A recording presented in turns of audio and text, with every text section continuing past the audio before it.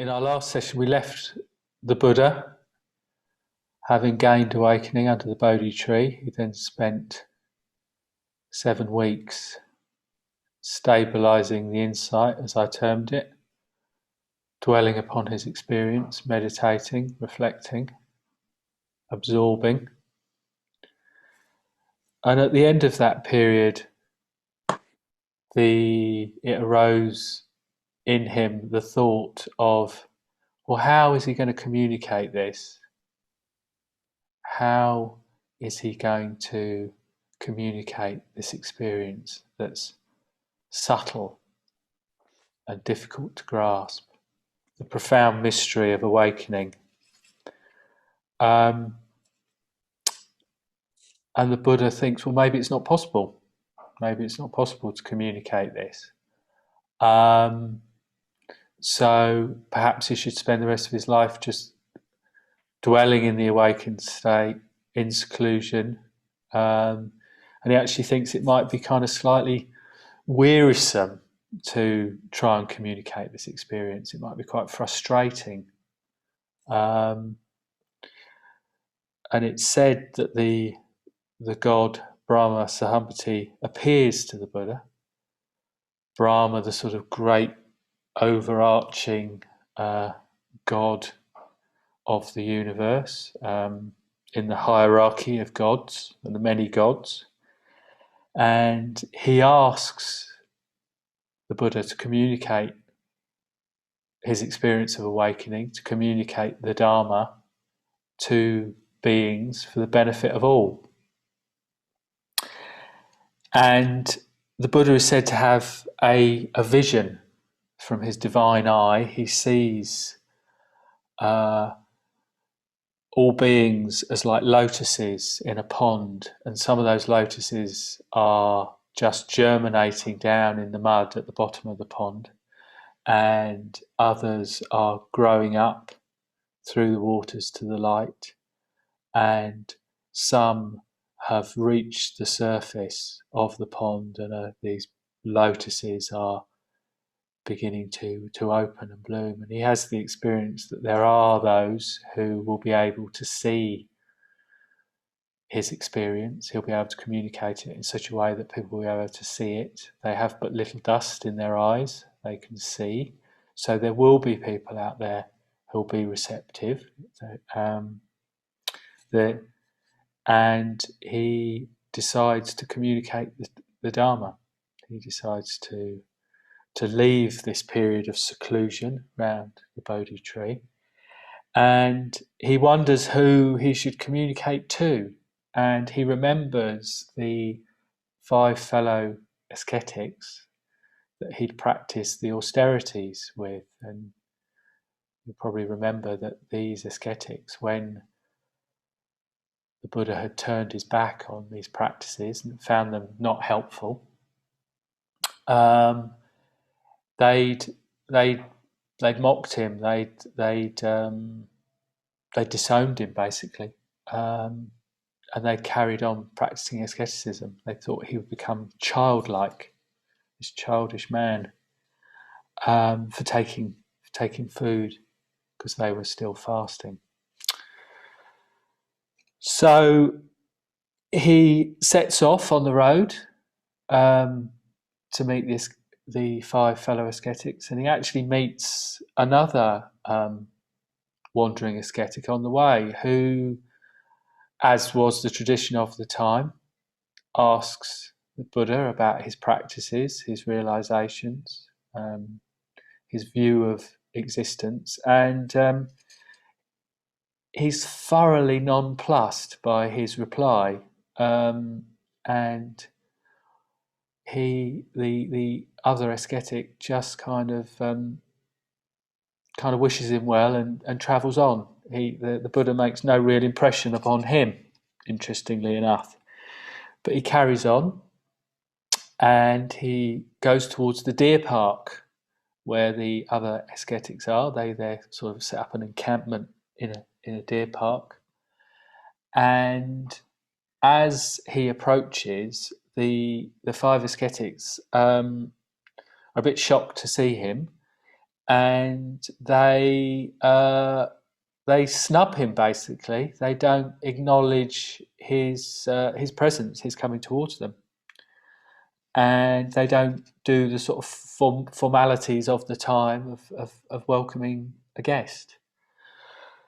But they actually, as the Buddha approaches closer, they kind of get a sense that there's something different about him. Something's changed. There's a glow, a radiance. They have a sense of something, that some very deep transformation has happened to their old friend, and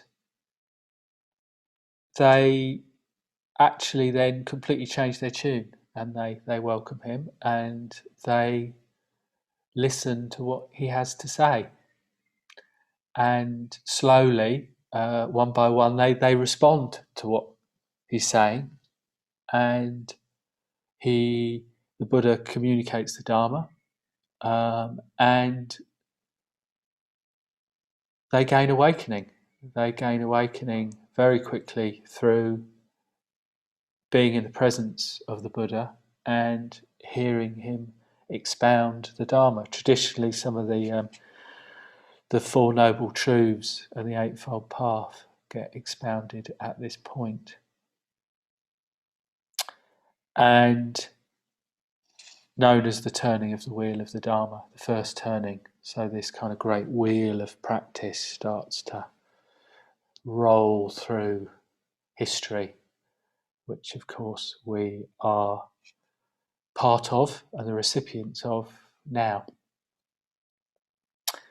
And the Buddha, of course, continues to travel and to communicate the Dharma for the rest of his life. Travelling barefoot through northern India, communicating in whatever way he finds appropriate to everyone he comes across, whether that's kings or farmers, mothers raising small children, other ascetics, philosophers, and he develops an extraordinary ability to communicate in different ways, through concepts, through metaphors that are appropriate for the people he's communicating with, whether that be metaphors of being a householder or a farmer or a merchant, or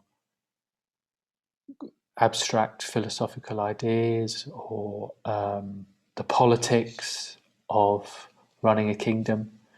He finds this extraordinary array of ways to communicate with different people. And this he does for the rest of his life. So this is the last, what I'd call, rite of passage in our journey following the Buddha's life. Obviously, the rites of passage continue, and then, of course, there's the final rite of passage of the parinirvana itself.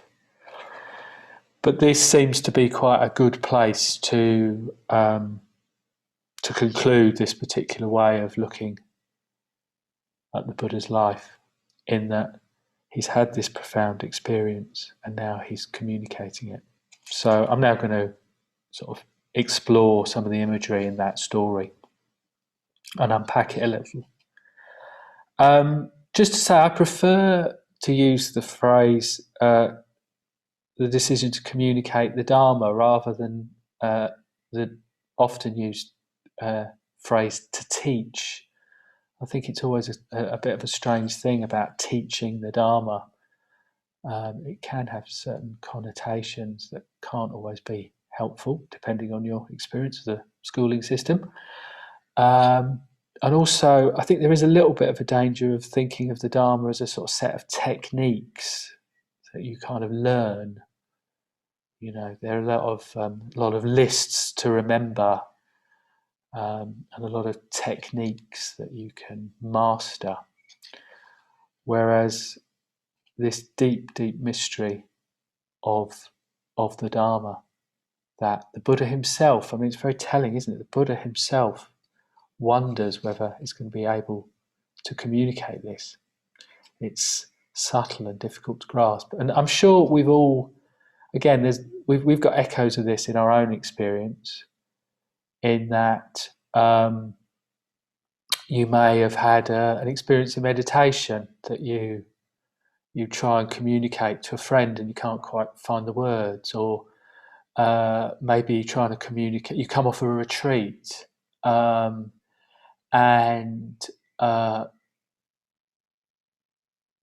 and particularly if people aren't practicing themselves, it could be quite hard to communicate what the experience of being on a retreat is. I've certainly had the experience of trying to communicate being on retreat, and people think that I've spent the week kind of relaxing or chilling out or having some me time,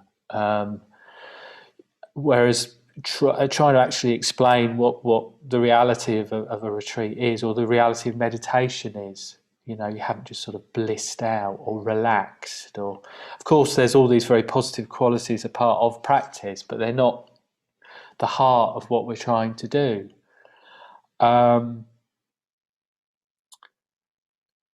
So it is hard to communicate our experience. It's hard to communicate the subtle experiences of practice, and it's interesting that even the Buddha found that. And it's hard to find the words, and it's hard sometimes to find the appropriate time or place to communicate that.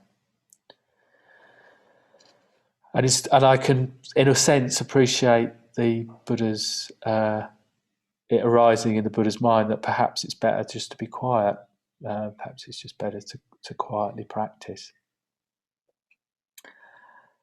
But in this particular story, Brahma appears and asks the Buddha to communicate the Dharma.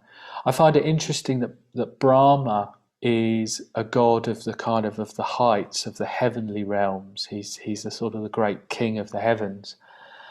And in our previous episode, as it were, we met Muchalinda, who's the king of the kind of depths and the underworld, as it were. So you've got this meeting of, again, you've got this integration of polarities of different energies, the energies of the heights, the upper world in the shamanic traditions, and the lower worlds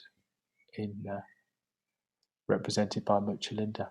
And again, this image of the Buddha sitting at that base of the Bodhi tree, being the kind of coming together of the upper world and the lower world, the roots and the branches all coming together. So to me, there's another experience of integration going on here. And I think there's also another parallel with this image of seeing beings as lotuses growing up from the mud, which is almost a sort of serpentine Muchalinda type image coming up from the depths. And these lotuses are born in mud, but they bloom into these beautiful flowers in the light, and that strikes me as a very alchemical image, an image of transformation of base matter, traditionally lead, into gold. There's this transformation of mud into beauty, into the beauty of a lotus.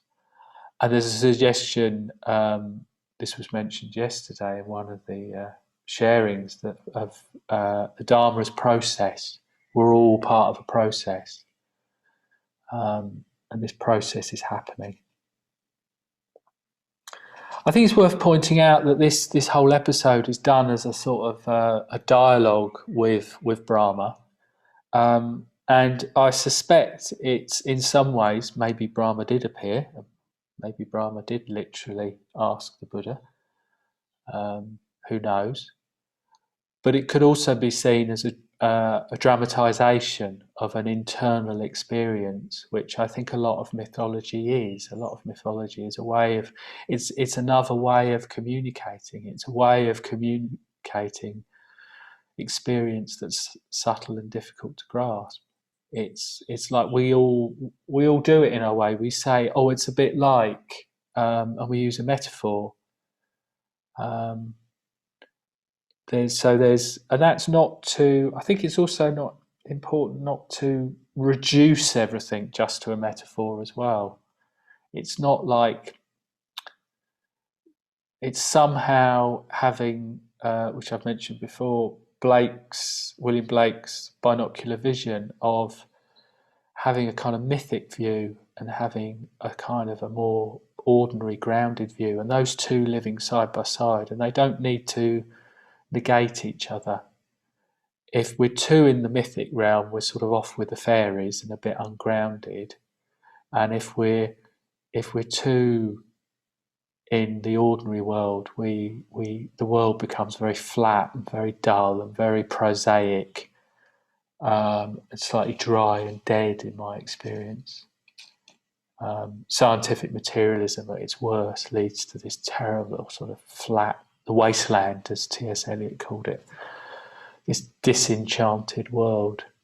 But we're also not talking about escapism into fantasy. There's a very important difference to be made between imagination and fantasy.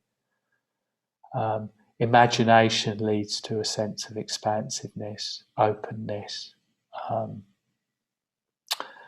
Fantasy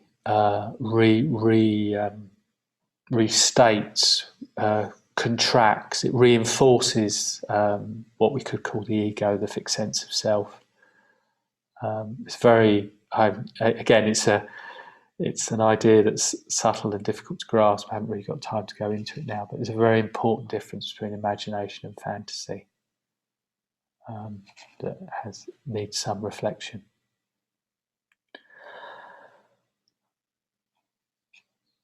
Because these images, they're quite dreamlike in a way. Maybe this is a way that some of us might find it helpful, the way our dreams communicate to us in a very different sort of language. This image of Brahma appearing and the lotuses, it is like something from a dream. And as the mythologist Joseph Campbell famously said, myths are public dreams, dreams are private myths. Myths are public dreams, dreams are private myths. So this can be a way that's helpful to, as I said at the beginning of this retreat, of almost viewing the Buddha's life like a dream. Not to dismiss it or reduce it to fantasy, but take it to the realm of imagination. Take it to the realm of another way of communicating truth. And I think it's interesting that this suggestion in the story that the Buddha wouldn't communicate the Dharma, that he wouldn't kind of wish to share what he'd found. Again, I can see that as a quite crude way of exploring the frustrations of trying to communicate the Dharma. I mean, it's interesting, that episode that happens later where the monks are quarrelling and arguing, and the Buddha gets so frustrated he just disappears. He just goes off into the jungle and lives with an elephant. So it seems that even the Buddha had his limits. And as you probably know, that they come and find him after a while and ask him to come back and say they're sorry, basically. But it seems that even Buddhas have their limits. But I think it's a very important point about any experience of awakening, any experience of wisdom, is going to have a compassionate aspect to it. If it hasn't got a compassionate aspect to it, it's not an experience of awakening, because any insight into conditioned co-production, into conditionality, about any insight into things being dependent upon conditions, will raise an experience of interconnectivity, of profound connection with all life. That will just happen. There's an old adage, and I think it works really well.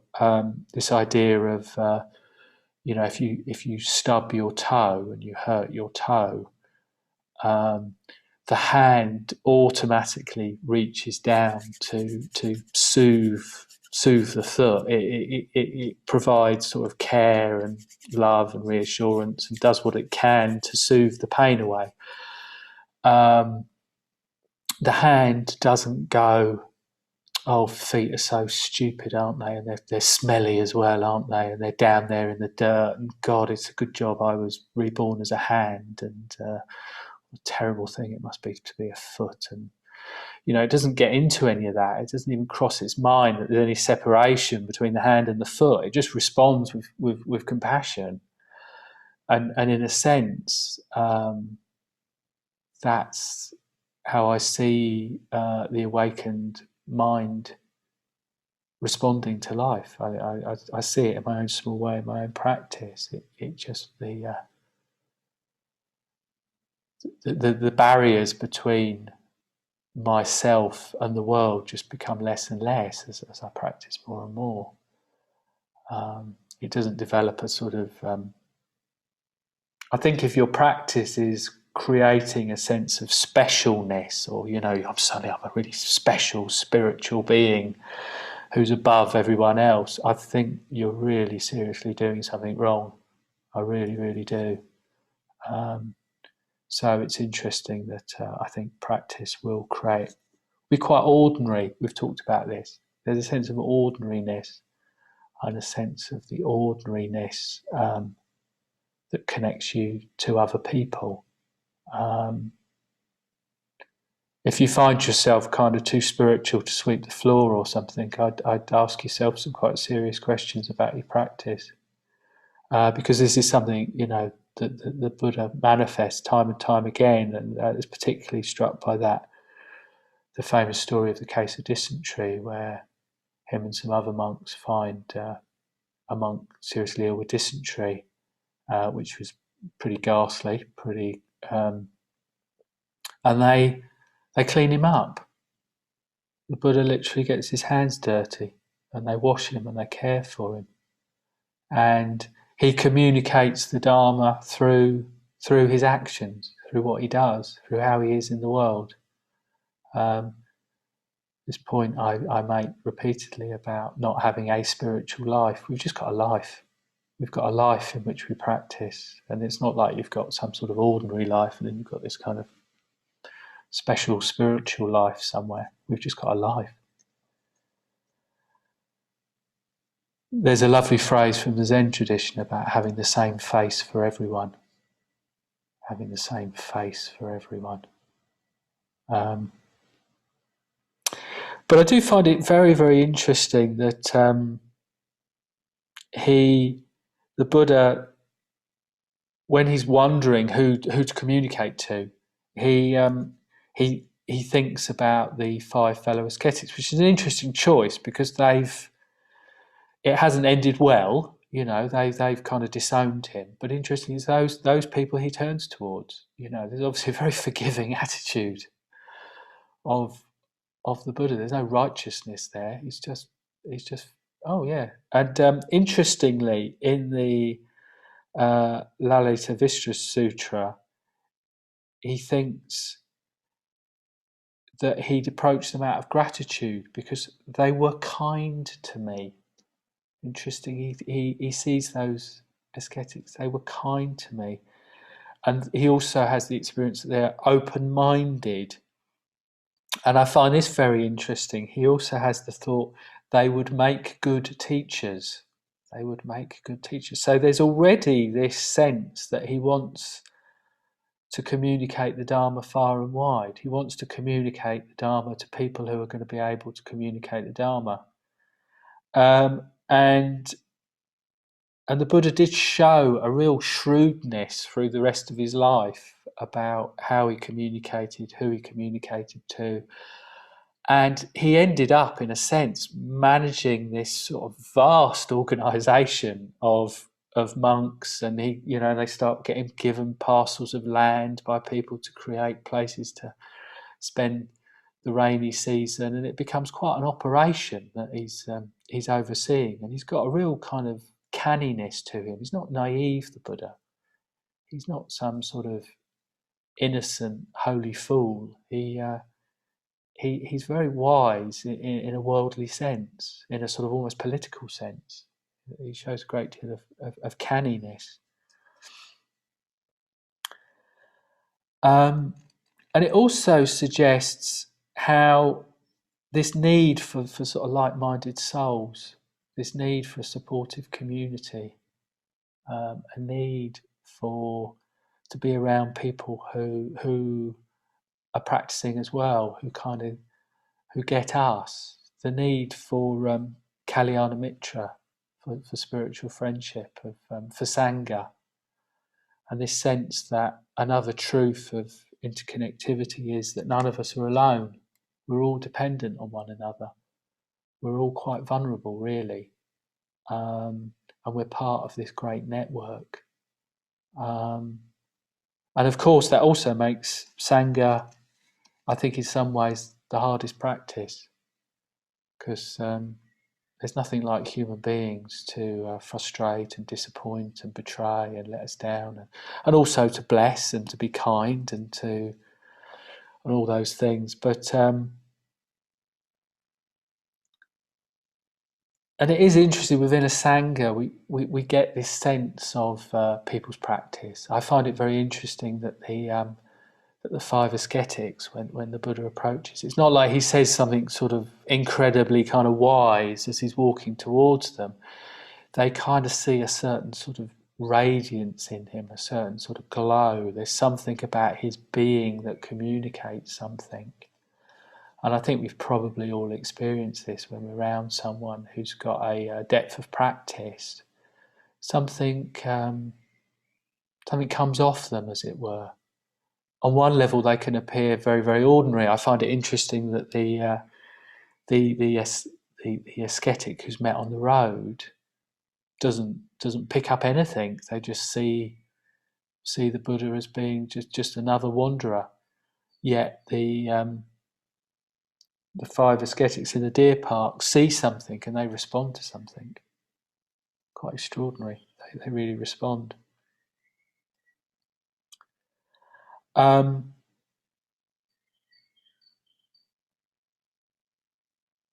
this, in a sense, relates, like most good stories do, relates to the beginning, to the experience where the Gautama, as was, sees the holy man as the fourth sight. Interestingly enough, Gautama himself has now become the fourth sight. He's like the fourth sight plus, isn't he? He is. And others respond to that, and they see something. And in the Zen tradition, there's this phrase about returning to the marketplace with hands that bless.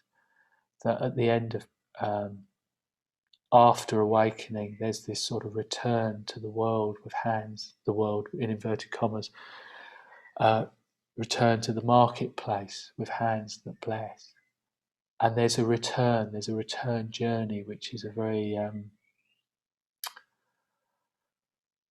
archetypal theme in many stories. There's the adventure, the quest, the journey, and often symbolised in a kind of attainment of kind of jewels or riches or a special power or something.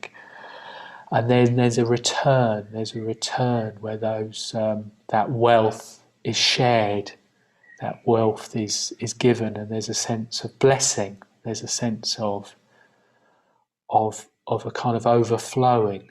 It's almost like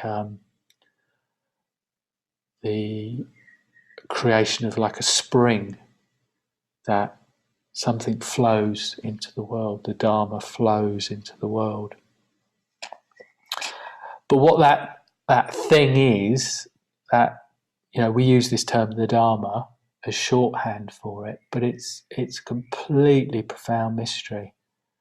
It's a deeply profound mystery, and the whole of the Buddhist tradition is trying to find ways of communicating that mystery. If it could be done in a kind of PowerPoint presentation, then someone would have done that in the last 2,500 years. it is profound and subtle and difficult to grasp. But it is there. It's a paradox. And the Buddha, there's this lovely image of the Buddha at one point holding up a handful of leaves and saying, this is what I've offered you out of my experience, compared to, and he sort of gestures to the vast number of leaves in the forest and the jungle, as to what I could have offered you,